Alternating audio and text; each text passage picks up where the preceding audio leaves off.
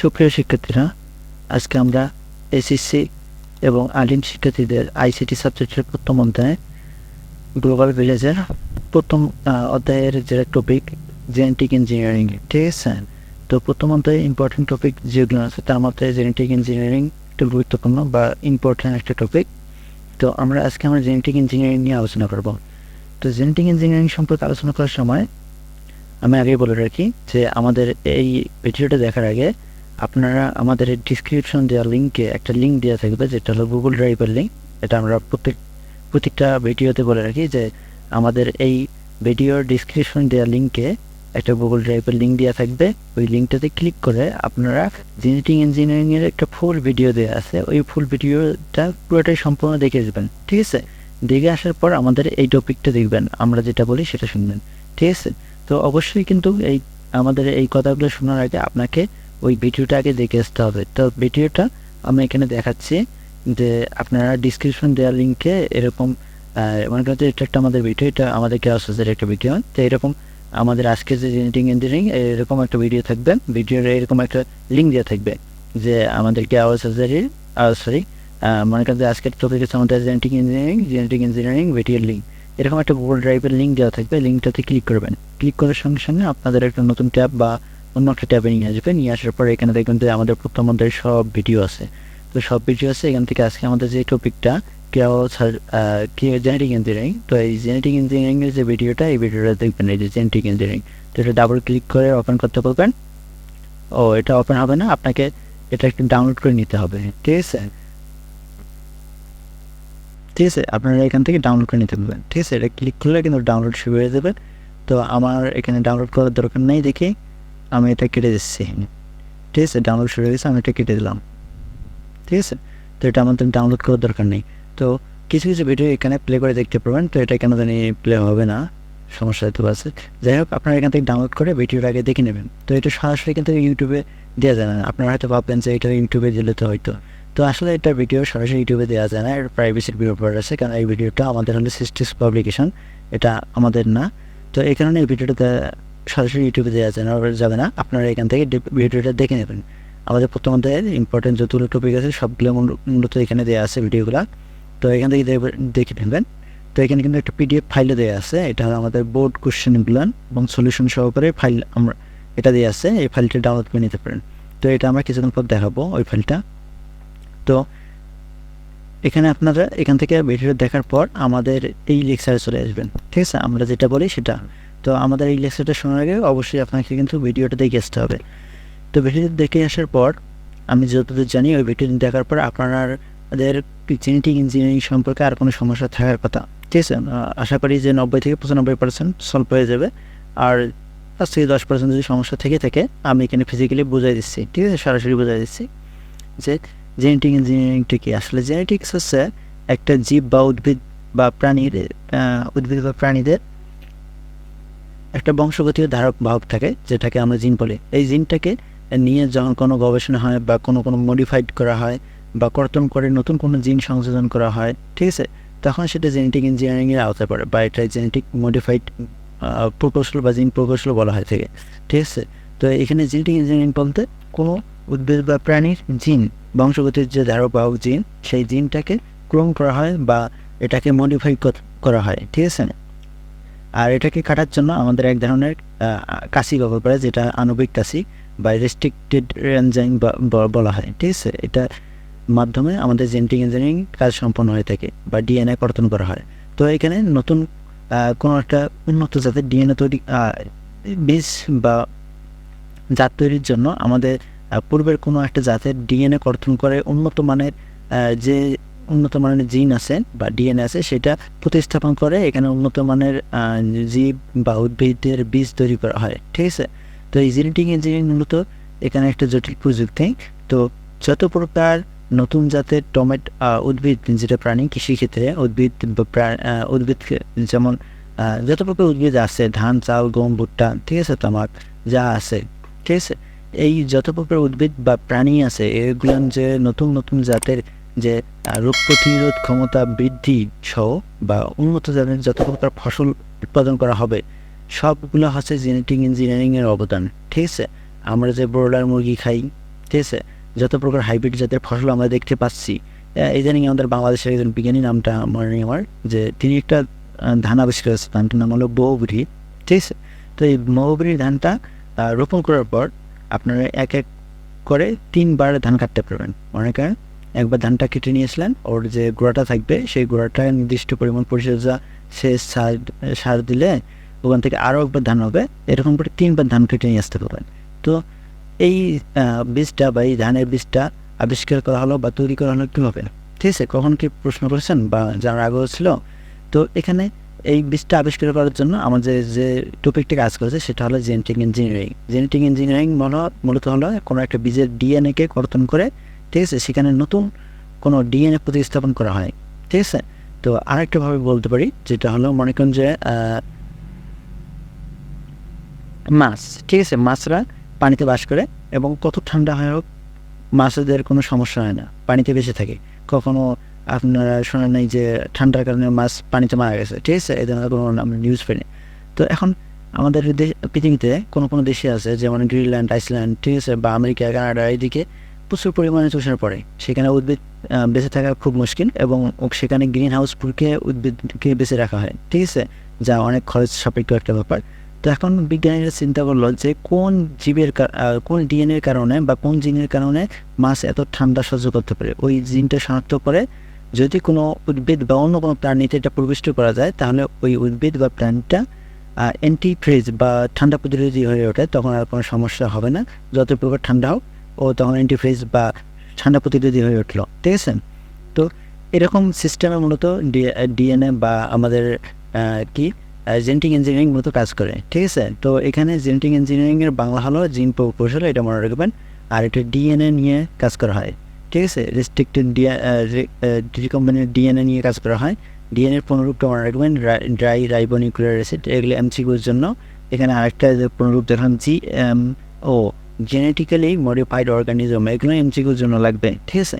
তো এখানে আপনাদের মনে রাখতে যত প্রকার উন্নত জাতের উদ্ভিদের ক্ষেত্রে ফসল হতে পারে বা প্রাণীর ক্ষেত্রে নতুন জাতের কোনো নতুন কোনো প্রাণী আবিষ্কারের যদি কথা উল্লেখ থাকে, তাহলে বুঝবেন যে আমাদের জেনেটিক ইঞ্জিনিয়ারিং। আর জেনেটিক ইঞ্জিনিয়ারিং মূলত কৃষিক্ষেত্রে কাজে লাগে বিশেষ করে, ঠিক আছে? কৃষিক্ষেত্রে কৃষির উদ্ভিদ বা প্রাণীর যে কোনো প্রাণীর উৎপাদনের জন্য আমাদের এই জেনেটিক ইঞ্জিনিয়ারিংটা ব্যবহার করা হয়, ঠিক আছে? তো আমাদের ভিডিওটা দেখার পর যদি আপনাদের জেনেটিক ইঞ্জিনিয়ারিংয়ের যে মূল ভিডিওটা গুগল ড্রাইভে, আমি বলতেছি আবার, ঠিক আছে, গুগল ড্রাইভের যে ভিডিওটা, এই যে এখান থেকে আমাদের এই লিঙ্কে ক্লিক করলে একটা পেজে নিয়ে আসবে আপনাদের এখানে। তো এখান থেকে জেনেটিক ইঞ্জিনিয়ারিংয়ের ভিডিওটা দেখবেন, এই যে জেনেটিক ইঞ্জিনিয়ারিং ভিডিওটা দেওয়া আছে, এখান থেকে ভিডিওটা দেখবেন। দেখার পর আমাদের এই কথাগুলো শুনবেন, শোনার পর মনে হয় না যে আপনাদের জেনেটিক ইঞ্জিনিয়ারিং সম্পর্কে আর কোনো কনফিউজ বা কোনো সমস্যা থাকার কথা। তো তারপর কী করবেন? তারপরে এখান থেকে আপনাদের চলে আসবেন আমাদের বোর্ড প্রশ্ন সলিউশনে, ঠিক আছে? আমাদের যে বোর্ড প্রশ্নগুলো আছে সেগুলো আমরা সলিউশন করব, ঠিক আছে? তো বোর্ড প্রশ্নগুলো সলিউশন করার আগে বলে রাখতেছি যে বোর্ড প্রশ্নগুলো আমাদের কোন বোর্ডে জেনেটিক ইঞ্জিনিয়ারিং সম্পর্কে আছে, আমরা এগুলো আগে থেকেই একটা নোট করে রাখছি, যাতে আপনাদের বলতে গেলে সময় বেশি না লাগে, ঠিক আছে? অল্প সময়ের মধ্যে আপনাদের বুঝাতে পারি। তো এই কারণে এই টপিকটা আমাদের কোন বোর্ডে ছিল সেটা আমরা আগে থেকে একটা লিস্ট করে রাখছি। এখন সেখান থেকে শুধু আমরা প্রশ্নগুলো আপনাদের দেখা দিচ্ছি বেছে, ঠিক আছে? তো প্রথম প্রশ্ন আছে আমাদের কুমিল্লা বোর্ডের 2016 সালে কুমিল্লা বোর্ডের ঘ নম্বরটা। এখান থেকে ঢাকা বোর্ড, এটা না, আমরা যাব কুমিল্লা বোর্ড।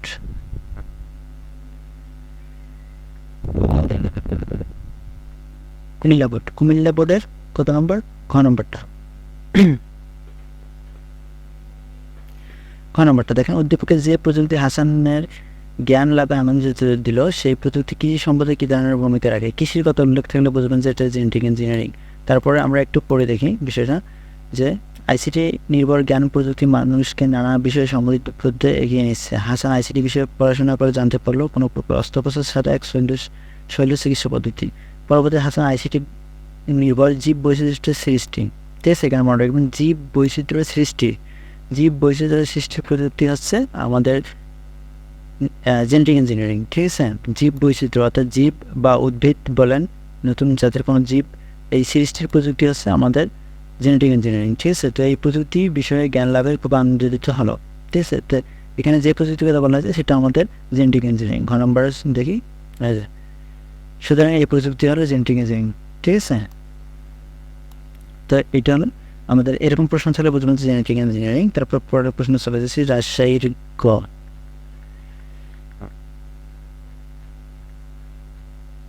রাজশাহী এটা এখানে বোর্ডের নামটা উল্লেখ নেই, যাই হোক। তো রাজশাহী বোর্ডের গ নম্বরটা দেখুন, মিষ্টি টমেটো উৎপাদনে নাইমের মামার প্রযুক্তিটি ব্যাখ্যা করে। মিষ্টি টমেটো না, এটা একটা কৃষি জাতীয় পণ্য না, উদ্ভিদ জাতীয় বা কৃষি জাতীয় পণ্য। তো এরকম উদ্ভিদ প্রাণী বা কৃষি জাতীয় কোনো পণ্যের কথা বা কোনো টপিকের কথা উল্লেখ থাকলে বুঝবেন যে এটা জেনেটিক ইঞ্জিনিয়ারিং। তো এখানে মিষ্টি টমেটো উৎপাদন প্রযুক্তি হচ্ছে আমাদের জেনেটিক ইঞ্জিনিয়ারিং, ঠিক আছে। যে মিষ্টি টমেটো উৎপাদন নাইমের মামার ব্যবহৃত প্রযুক্তিটি জেনেটিক ইঞ্জিনিয়ারিং বা বাংলায় বলা হয় জিন প্রকৌশল, আর ইংরেজিতে বলা হয় জেনেটিক ইঞ্জিনিয়ারিং, ঠিক আছে। এই যে টপিক। তারপরে হচ্ছে আমাদের আবার চলে যাব 17 সাল, দিনাজপুরের 17 সালে।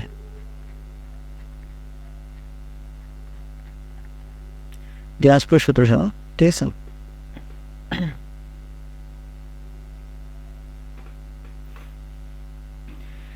সালের এখানে ঘ নম্বরটা যে উদ্দীপকে আলোকে আসিফ এবং মনির আর্থিক সচ্ছলতার কারণে তুলনামূলক বিশ্লেষণ করো। এটা এখানে আসিফ আর মনির কী হয়েছে সেটা দেখতে হবে আমাদের। আসিফ আর মনির অবস্থা কি? দেখা গেছে যে আসিফ পড়াশোনার ফাঁকে ফাঁকে অনলাইনে কাজ করে অর্থ উপার্জন করে। তো এই টপিকটা হচ্ছে মূলত আমাদের ফ্রিল্যান্সিং বা আউটসোর্সিং। তো আমাদের আজকে ওই টপিকটা পড়ে নিই আমরা। ফ্রিল্যান্সিং বা আউটসোর্সিং সম্পর্কে আলোচনা আজকে হচ্ছে না, আজকে আমাদের হচ্ছে জেনেটিক ইঞ্জিনিয়ারিং। তো যাই হোক, এটা হচ্ছে আউটসোর্সিং বা ফ্রিল্যান্সিং। ফলে তার পারিবারিক উন্নতি হয়, তার বন্ধু মনির নতুন জাতের টমেটো চাষ করে আর্থিকভাবে লাভবান হয়। তা তার বন্ধু মনির, ঠিক আছে, নতুন জাতের টমেটো চাষ করে আর্থিকভাবে লাভবান হয়। তাহলে এটা হচ্ছে আমাদের জেনেটিক ইঞ্জিনিয়ারিং, কারণ নতুন জাতের টমেটো যেহেতু অধিক উৎপাদনশীল টমেটোর কথা বলা হয়েছে, তাহলে এটা বুঝবেন যে আপনাদের জেনেটিক ইঞ্জিনিয়ারিং। তো এখন ঘ নম্বর, দুজনের আর্থিক সচ্ছলতার কারণ একটু আলাদা। একজন করা হয়েছে জেনেটিক ইঞ্জিনিয়ারিং, আর একজন হচ্ছে আউটসোর্সিং বা ফ্রিল্যান্সিং, ঠিক আছে। ফ্রিল্যান্সিং বা আউটসোর্সিং, আর একজন করা হচ্ছে ডিএনএ, রিকম্বিনেন্ট ডিএনএ, এটা। তো এটা হচ্ছে আমাদের মূলত এই প্রশ্নটা। তারপরে যাবো আমরা বরিশালের গ। বরিশালের গ, ডাক্তার জামিনের গবেষণা কোন প্রযুক্তি ব্যবহার করা হয়েছে? তো ডাক্তার একজন কৃষি গবেষক, এই যে কৃষি গবেষক, কৃষির কথা উল্লেখ থাকলে আমাদের জেনেটিক ইঞ্জিনিয়ারিং। এবং তার আবিষ্কৃত বীজ চাষ করে একজন কৃষক পূর্বের ফসলের চেয়ে অধিক ফসল ঘরে তুলল, ঠিক আছে। তার আবিষ্কৃত বীজ চাষ করে একজন কৃষক পূর্বের ফসলের চেয়ে অধিক ফসল ঘরে তুলল, মানে উন্নত জাতের বীজ আর কি। তো এই উন্নত জাতের বীজ আবিষ্কারের জন্য আমাদের কোন প্রযুক্তি ব্যবহার করা হয়? সেটা একটা হলো আমাদের জেনেটিক ইঞ্জিনিয়ারিং, ঠিক আছে।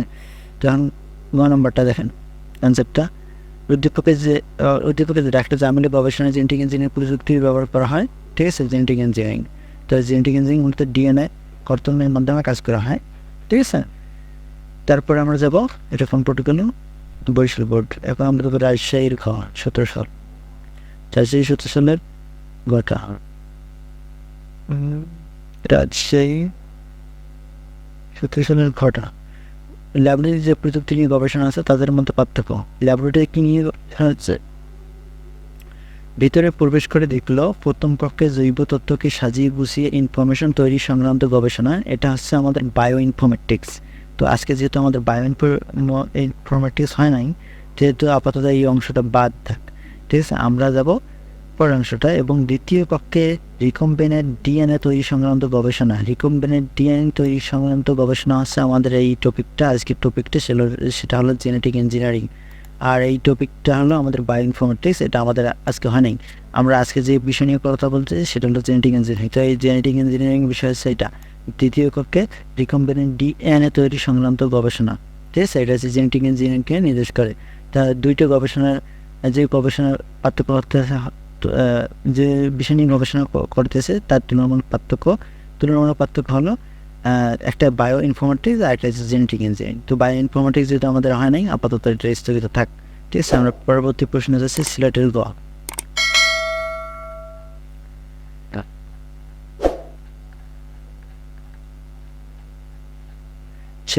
সিলেটের গ, উদ্দীপকে উল্লেখিত প্রযুক্তি ব্যাখ্যা করো। উদ্দীপকে উল্লেখিত প্রযুক্তিটা কি? যে ইন্টারনেট থেকে, আমাদের টপিকটি এখানে আছে, ইন্টারনেট থেকে প্রাপ্ত তথ্য হাতে এমন একটি প্রযুক্তি সম্পর্কে জেনেছে যে যা দিয়ে অণুর গঠন দেখা সম্ভব, ঠিক আছে। তো এই জিনিসটা মনে রাখবেন, এটা একটা ব্যতিক্রম ধর্মী প্রশ্ন যে অণুর গঠন দেখা যায় কোন প্রযুক্তিতে। তো তো মনে রাখবেন, যেহেতু আমরা এখানে উদ্ভিদ বা প্রাণীর একটা ডিএনএ নিয়ে কাজ করতেছি, ঠিক আছে, ডিএনএ নিয়ে কাজ করতেছি। তো এই ডিএনএ কাজ কিন্তু হচ্ছে মূলত অণুর একটা গঠন, ঠিক আছে, একটা প্রাণীর বা উদ্ভিদের একটা সেলের সেল বা অণু বলা হয়, ঠিক আছে। এই সেলের যে স্ট্রাকচার আছে তার মধ্যে ডিএনএ একটা, যেহেতু এই ডিএনএটা আমরা নিয়ে কাজ করব, সেটা হচ্ছে অণু গঠনের আওতাধীন পড়ে। তো এই কারণে অণু গঠন দেখা সম্ভব হয় মূলত আমাদের জেনেটিক ইঞ্জিনিয়ারিংয়ের মাধ্যমে। আবার ফিরে অনেকে মনে করেন যে এটা ন্যানো টেকনোলজি, এটা ন্যানো টেকনোলজি না। ন্যানো টেকনোলজি হচ্ছে তোমার আপনার যে অণু পরমাণু নিয়ে গবেষণা, সেটা হচ্ছে ন্যানো টেকনোলজি। আর এখানে বলা আছে অণুর গঠন, ঠিক আছে, মানে একটা অণু কি নিয়ে গঠিত সেই বিষয়টা। তো একটা অণুর মধ্যে কিন্তু ডিএনএ, আরএনএ, ঠিক আছে, মাইক্রোকন্ড্রিয়া এগুলো থাকে। তো অণুর গঠন যেহেতু দেখা সম্ভব হয়েছে একটা প্রযুক্তি, সেই প্রযুক্তি হচ্ছে আমাদের জেনেটিক ইঞ্জিনিয়ারিং। তো এখানে আনসারটা দেখাই, যে গ নম্বর, জৈব সাথে অণুর গঠন সম্পর্কে যে প্রযুক্তি ব্যবহৃত হয়েছে তা হলো জেনেটিক ইঞ্জিনিয়ারিং প্রযুক্তি ব্যবহার করা হয়েছে, ঠিক আছে, বা যে বাংলা বলা হয় জিন প্রকৌশল। এটা মূলত ডিএনএ কটনের মাধ্যমে কাজ করা হয়, ঠিক আছে। এইটা তো আমাদের কাছে এই ছিল প্রশ্ন কালেকশন, ঠিক আছে। এই প্রশ্নগুলো, এরকম প্রশ্ন থাকলে বুঝবেন যে আপনি কি এটা জেনেটিক ইঞ্জিনিয়ারিং, ঠিক আছে। তো এই প্রশ্নগুলো আপনাদের পড়ার একটাই কারণ অনেক সময় দেখা যায় যে টপিক আপনাদের জানা আছে কিন্তু প্রশ্নটা আপনি বুঝতেছেন না। এই সমস্যার নিরসনের জন্য আমরা এই বোর্ড প্রশ্নগুলো কিছুটা পরে রাখি, যাতে প্রশ্নের ধরনটা দেখলে বুঝতে পারবেন যে আমাদের এই টপিকটাকে নির্দেশ করা হয়, ঠিক আছে। এই কারণে আমাদের বোর্ড প্রশ্নগুলো দেখানো হয়। আর বোর্ড প্রশ্নগুলো আমরা আগে থেকে একটু সিরিয়াল করে রাখছি, যাতে আপনাদের স্বল্প সময়ে খুব দ্রুত শুধু ওই আজকে আমরা যে টপিকটা নিয়ে আলোচনা করবো সেই টপিকটা সম্পর্কে আপনাদের ধারণা দেওয়া যায় একটা, ঠিক আছে। তো এই হলো জেনেটিক ইঞ্জিনিয়ারিং, ঠিক আছে। তো আজকে এ পর্যন্তই। তো এখানে আমাদের ইউটিউব চ্যানেলে সবাইকে সাবস্ক্রাইব, তারপর লাইক শেয়ার করার জন্য অনুরোধ করা হলো। আপনাদের লেকচার শোনার পর যদি কোনো সমস্যা মনে হয় বা বুঝতে অসুবিধা হয়, আমাদের অবশ্যই কমেন্ট বক্সে জানাবেন। কোনো অভিযোগ থাকলেও কমেন্ট বক্সে জানাবেন, ঠিক আছে। তো আজকে এ পর্যন্তই, সকলকে ধন্যবাদ।